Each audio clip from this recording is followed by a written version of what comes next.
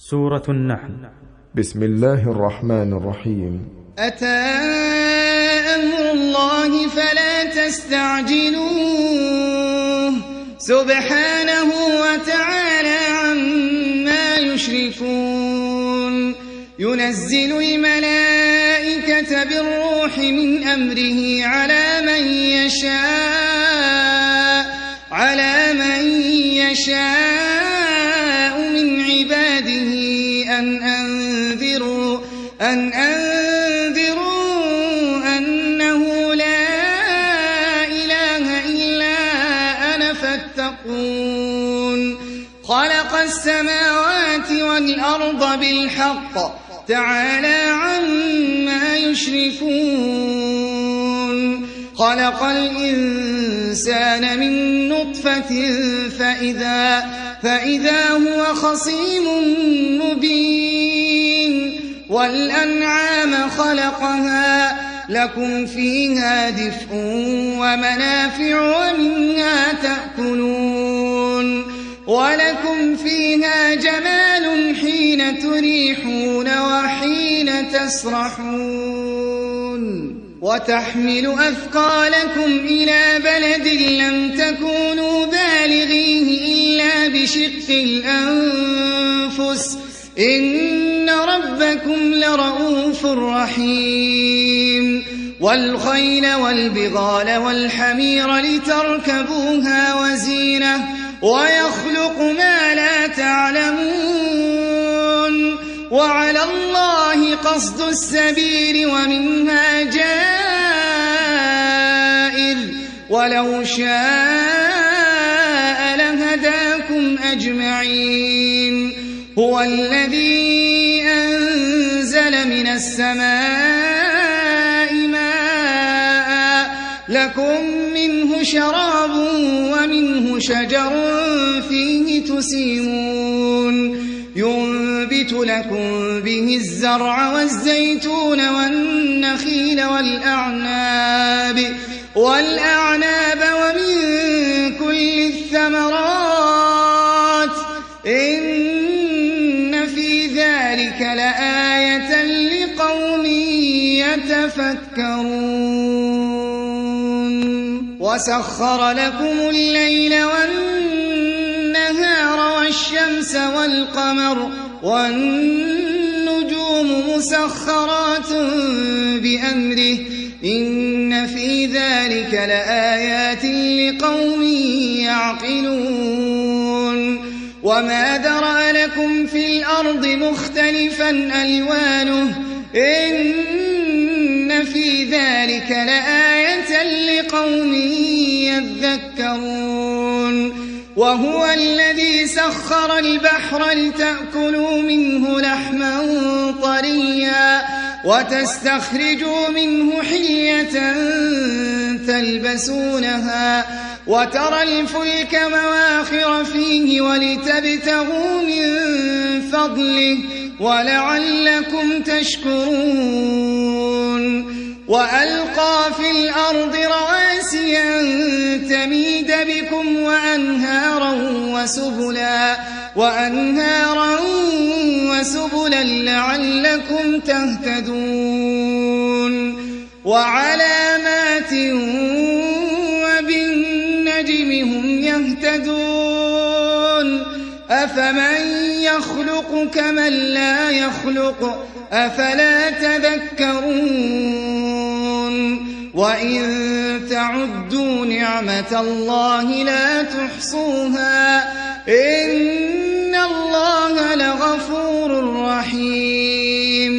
والله يعلم ما تسرون وما تعلنون. والذين يدعون من دون الله لا يخلقون شيئا وهم يخلقون. أموات غير أحياء وما يشعرون أيان يبعثون. إلهكم إله واحد فالذين لا يؤمنون بالآخرة قلوبهم منكرة بصيرة وهم مستكبرون لا جرم أن الله يعلم ما يسرون وما يعلنون إنه لا يحب المستكبرين وإذا قيل لهم ماذا أنزل ربكم قالوا أساطير الأولين ليحملوا أوزارهم كاملة يوم القيامة ومن أوزار الذين يضلونهم بغير علم ألا ساء ما يزرون قد مكر الذين من قبلهم فأتى الله بنيانهم من القواعد فخر عليهم السقف من فوقهم وأتاهم العذاب من حيث لا يشعرون ثم يوم القيامة يخزيهم ويقول أين شركائي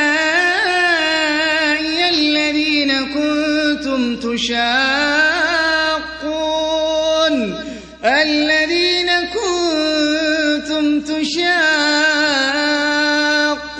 فيهم قال الذين أوتوا العلم إن الخزي اليوم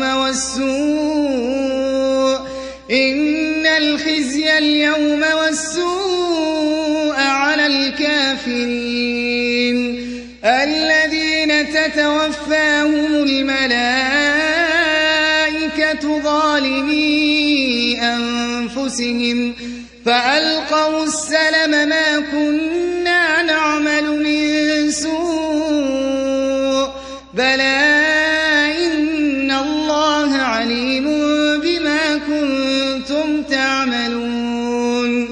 فادخلوا أبواب جهنم خالدين فيها فلبئس مثوى المتكبرين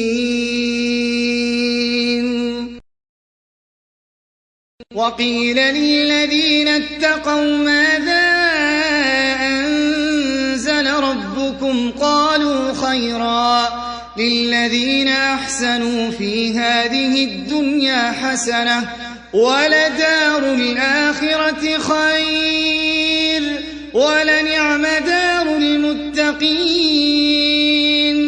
جنات عدن يدخلونها تجري من تحتها الأنهار لهم فيها ما يشاءون كذلك يجزي الله المتقين الذين تتوفاهم الملائكة طيبين يقولون سلام عليكم ادخلوا الجنة بما كنتم تعملون هل ينظرون إلا أن تأتيهم الملائكة أو يأتي أمر ربك كذلك فعل الذين من قبلهم وما ظلمهم الله ولكن كانوا أنفسهم يظلمون فأصابهم سيئات ما عملوا وحاق بهم ما كانوا به يستهزئون وقال الذين أشركوا لو شاء الله ما عبدنا من دونه من شيء نحن ولا آباؤنا ولا حرمنا من دونه من شيء كذلك فعل الذين من قبلهم فهل على الرسل إلا البلاغ المبين ولقد بعثنا في كل أمة أمة رسولا أن اعبدوا الله واجتنبوا الطاغوت فمنهم من هدى الله ومنهم من حقت عليه الضلالة فسيروا في الأرض فانظروا كيف كان عاقبة المكذبين إن تحرص على هداهم فإن الله لا يهدي من يضل وما لهم من ناصرين وأقسموا بالله جهد أيمانهم لا يبعث الله من يموت بلى وعدا عليه حقا ولكن أكثر الناس لا يعلمون ليبين لهم الذي يختلفون فيه وليعلم الذين كفروا أنهم كانوا كاذبين إنما قولنا لشيء إذا أردناه أن نقول له كن فيكون والذين هاجروا في الله من بعد ما ظلموا لنبوئنهم في الدنيا حسنة ولأجر الآخرة أكبر لو كانوا يعلمون الذين صبروا وعلى ربهم يتوكلون وما أرسلنا من قبلك إلا رجالا نوحي إليهم فاسألوا أهل الذكر إن كنتم لا تعلمون بالبينات والزبر وأنزلنا إليك الذكر لتبين للناس ما نزل إليهم ولعلهم يتفكرون أفأمن الذين مكروا السيئات أن يخسف الله بهم الأرض أو يأتيهم العذاب من حيث لا يشعرون أو يأخذهم في تقلبهم فما هم بمعجزين أو يأخذهم على تخوف فإن ربكم لرؤوف رحيم أولم يروا إلى ما خلق الله من شيء يتفيأ ظلاله عن اليمين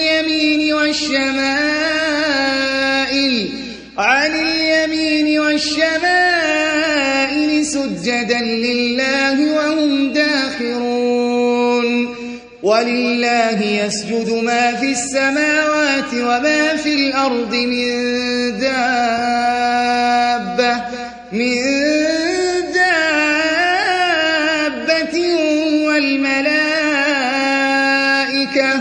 والملائكة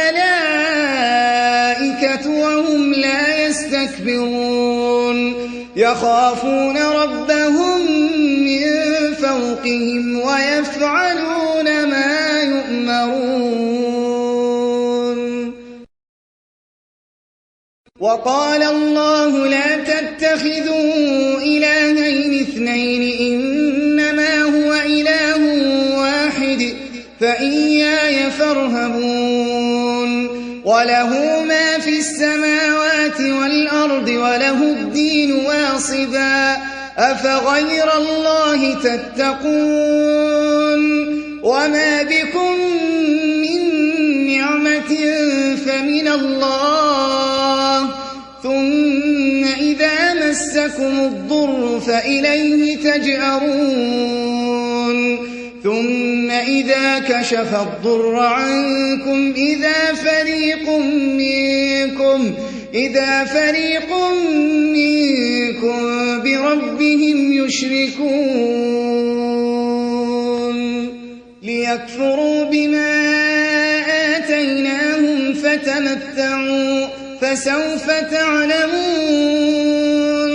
ويجعلون لما لا يعلمون نصيبا مما رزقناهم تالله لتسألن عما كنتم تفترون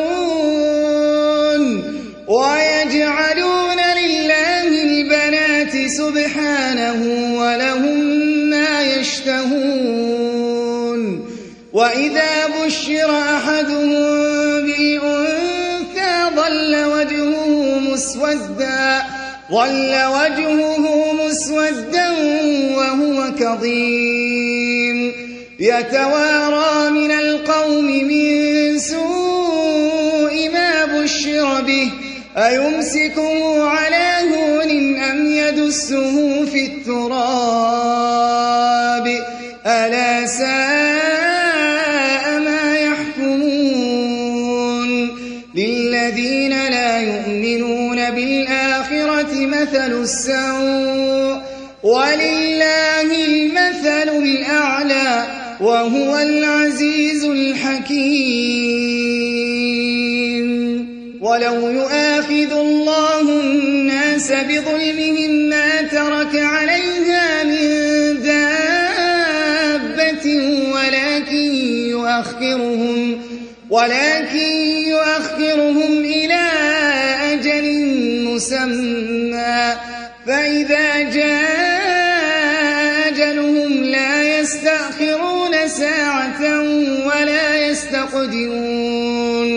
ويجعلون لله ما يكرهون وتصف ألسنتهم الكذب أن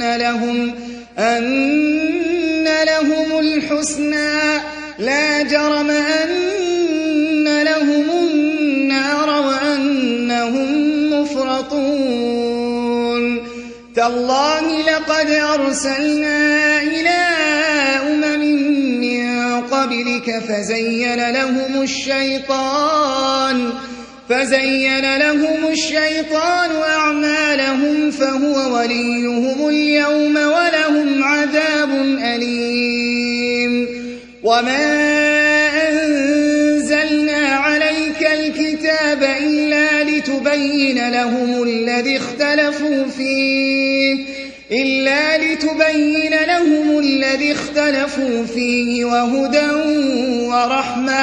وهدى ورحمة لقوم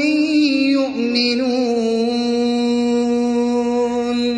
والله أنزل من السماء ماء فأحيا به الأرض بعد موتها إن في ذلك لآية لقوم يسمعون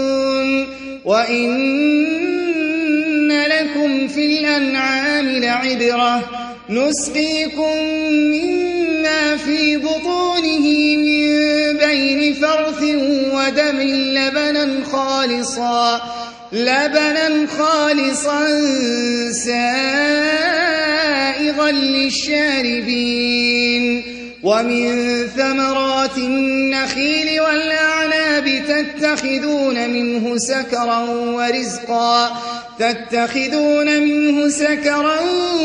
ورزقا حسنا إن في ذلك لآية لقوم يعقلون وأوحى ربك إلى النحل أن اتخذي من الجبال بيوتا ومن الشجر ومما يعرشون ثم كلي من كل الثمرات فاسلكي سبل ربك ذللا يخرج من بطونها شراب مختلف ألوانه فيه شفاء للناس إن في ذلك لآية لقوم يتفكرون والله خلقكم ثم يتوفاكم ومنكم من يرد إلى أرذل العمر لكي لا يعلم بعد علم شيئا إن الله عليم قدير قدير والله فضل بعضكم على بعض في الرزق فما الذين فضلوا براد رزقهم على ما ملكت أيمانهم فهم فيه سواء أفبنعمة الله يجحدون والله جعل لكم من أنفسكم أزواجا وجعل لكم من أزواجكم بنين وحفدة ورزقكم من الطيبات أفبالباطل يؤمنون وبنعمة الله هم يكفرون ويعبدون من دون الله ما لا يملك لهم رزقا من السماوات والأرض شيئا ولا يستطيعون فلا تضربوا لله الأمثال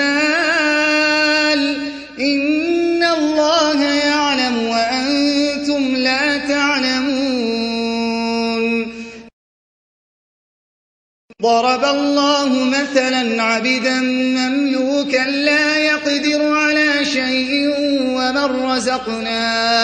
ومن رزقناه منا رزقا حسنا فهو ينفق منه سرا وجهرا هل يستوون الحمد لله بل أكثرهم لا يعلمون وضرب الله مثلا رجلين أحدهما أبكم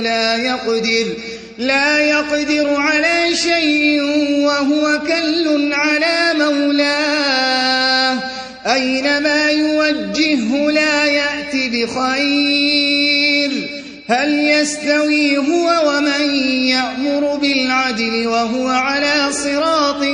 مستقيم ولله غيب السماوات والأرض وما أمر الساعة إلا كلمح البصر أو هو أقرب إن الله على كل شيء قدير والله أخرجكم من بطون أمهاتكم لا تعلمون شيئا وجعل لكم السمع والأبصار والأفئدة لعلكم تشكرون ألم يروا إلى الطير مسخرات في جو السماء ما يمسكهن إلا الله إن في ذلك لآيات لقوم يؤمنون والله جعل لكم من بيوتكم سكنا وجعل لكم من جلود الأنعام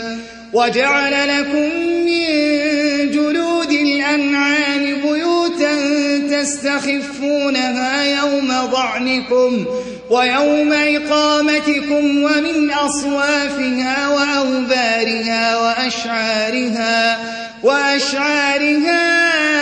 أثاثا ومتاعا إلى حين والله جعل لكم مما خلق ظلالا وجعل لكم من الجبال أكنانا وجعل لكم سرابيل تقيكم الحر وسرابيل تقيكم بأسكم كذلك يتم نعمته عليكم لعلكم تسلمون فإن تولوا فإنما عليك البلاغ المبين يعرفون نعمة الله ثم ينكرونها وأكثرهم الكافرون ويوم نبعث من كل أمة شهيدا ثم لا يؤذن للذين كفروا ولا هم يستعتبون وإذا رأى الذين ظلموا العذاب فلا يخفف عنهم ولا هم ينظرون وإذا رأى الذين أشركوا شركاءهم قالوا ربنا هؤلاء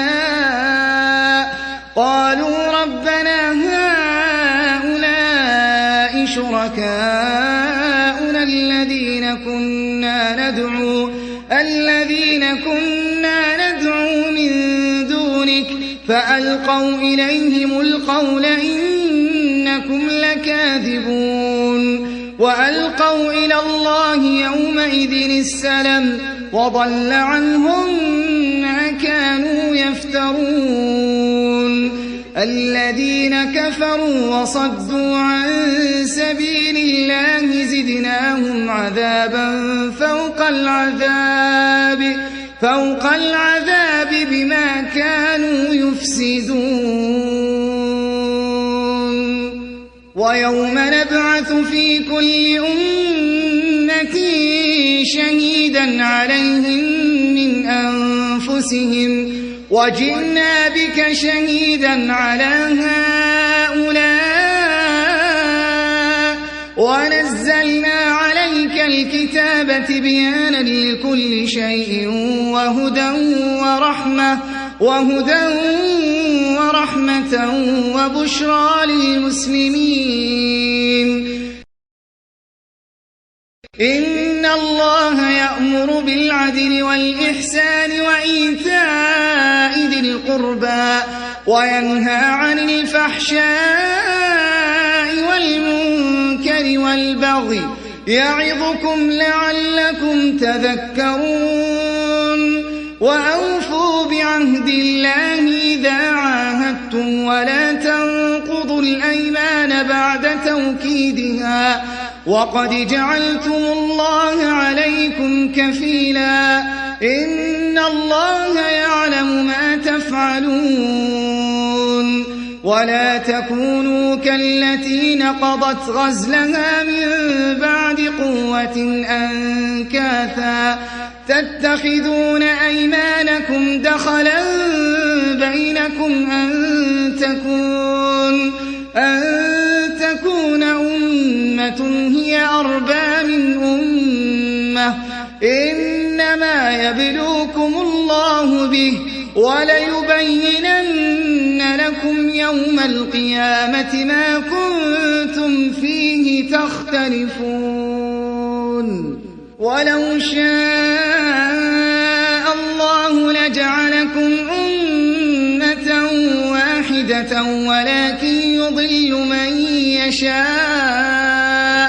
ولكن يضل من يشاء ويهدي من يشاء ولتسألن عما كنتم تعملون ولا تتخذوا أيمانكم دخلا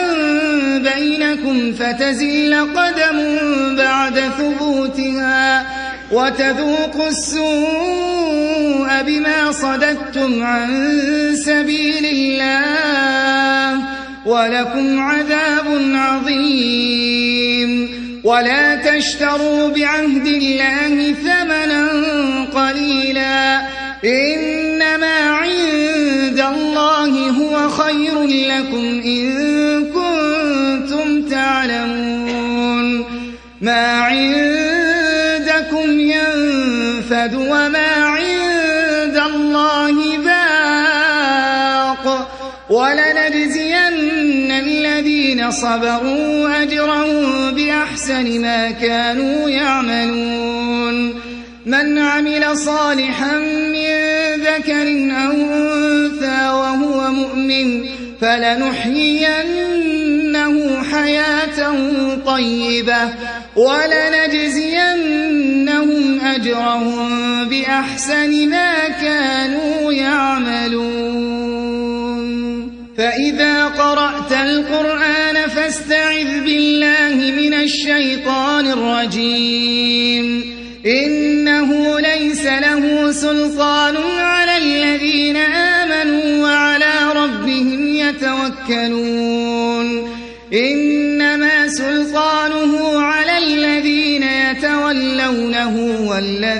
إذا هم به مشركون وإذا بدلنا آية مكان آية والله أعلم بما ينزل قالوا إنما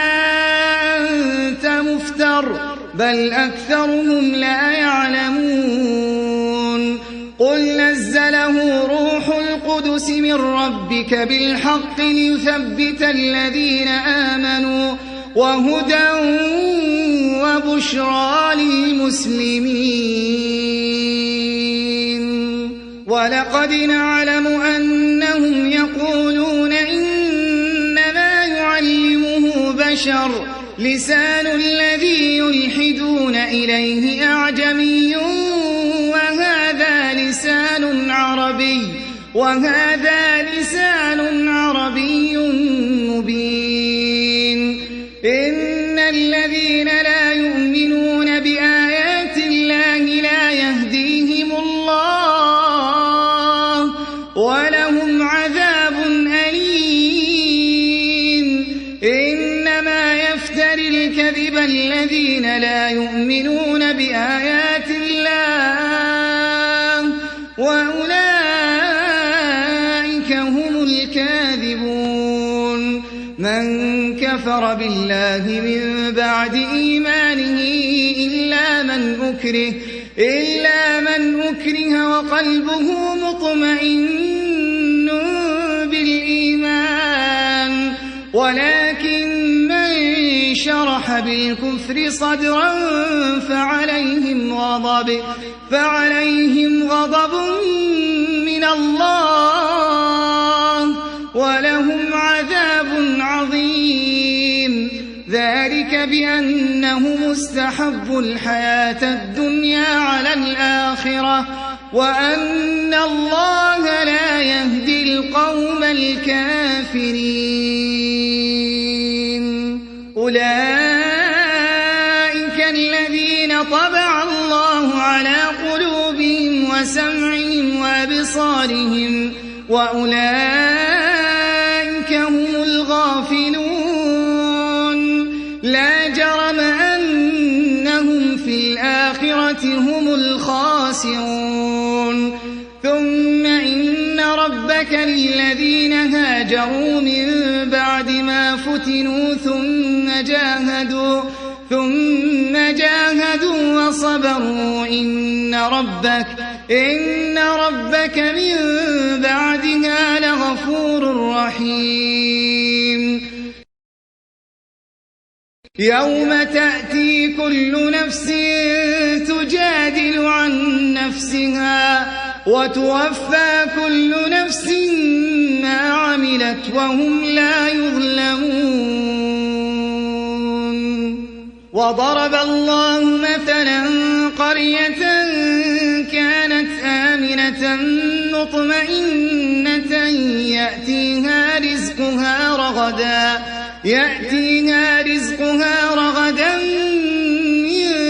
كل مكان فكفرت بأنعم الله فأذاقها الله لباس الجوع والخوف بما كانوا يصنعون ولقد جاءهم رسول منهم فكذبوه فأخذهم العذاب وهم ظالمون فكلوا مما رزقكم الله حلالا طيبا واشكروا نعمة الله إن كنتم إياه تعبدون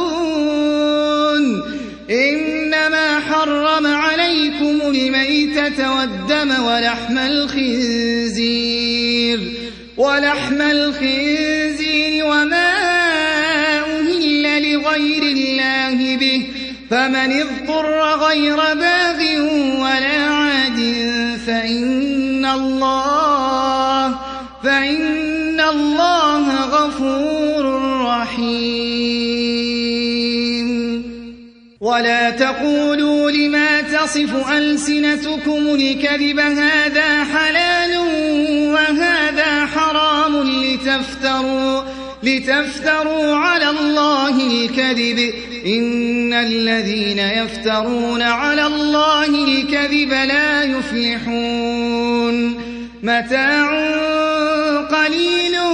ولهم عذاب أليم وعلى الذين هادوا حرمنا ما قصصنا عليك من قبل وما ظلمناهم ولكن كانوا أنفسهم يظلمون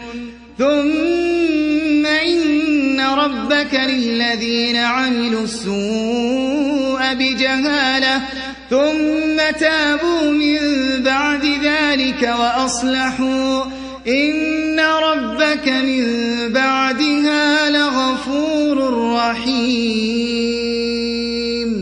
إن إبراهيم كان أمة قانتا لله حنيفا ولم يك من المشركين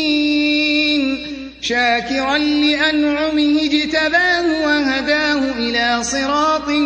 مستقيم وآتيناه في الدنيا حسنة وإنه في الآخرة لمن الصالحين ثم أوحينا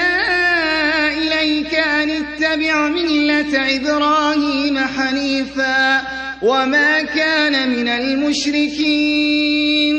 إنما جعل السبت على الذين اختلفوا فيه وإن ربك ليحكم بينهم يوم القيامة فيما كانوا فيه يختلفون ادع إلى سبيل ربك بالحكمة والموعظة الحسنة وجادلهم بالتي هي أحسن إن ربك هو أعلم بمن ضل عن سبيله وهو أعلم بالمهتدين وإن عاقبتم فعاقبوا بمثل ما عوقبتم به ولئن صبرتم لهو خير للصابرين واصبر وما صبرك إلا بالله ولا تحزن عليهم ولا تك في ضيق مما يمكرون إن الله مع الذين اتقوا والذين هم محسنون